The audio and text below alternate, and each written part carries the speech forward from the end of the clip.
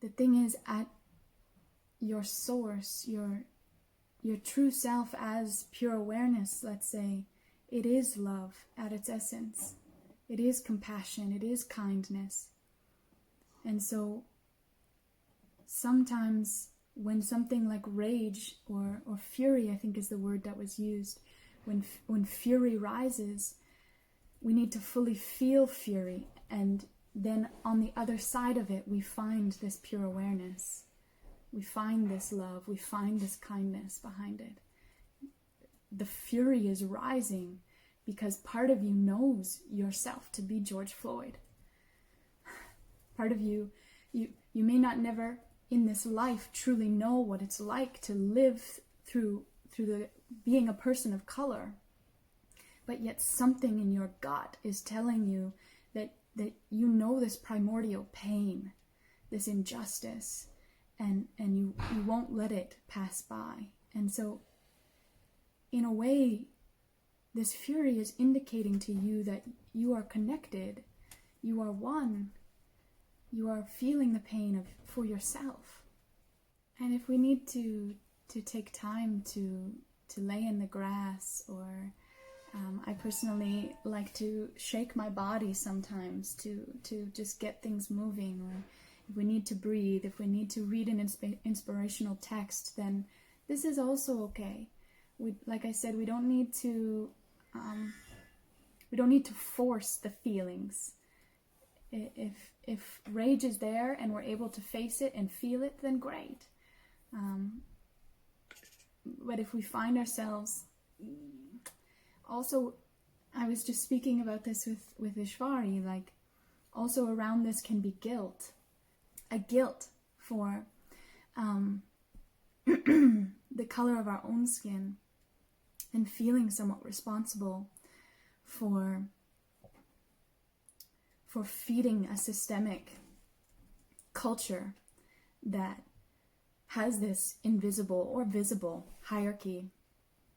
But this guilt doesn't serve us. We can feel it too, but it traps us. It prevents us from feeling the rage. Or, as Ishvari and I were discussing it, also it can be very selfish, because you stay focused on yourself as an individual. But the guilt can almost be a defense mechanism from allowing you to fully feel what it would be like to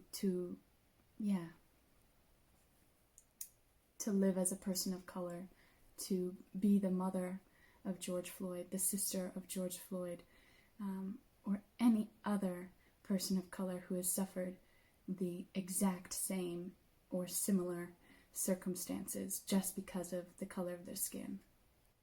Yeah, and I feel called to just emphasize that I don't mean that you can't take action in the world until you have complete compassion for the perpetrators. This isn't necessarily the way we have to do it either. Otherwise, most of us would have to sit at home, because that's a tall order.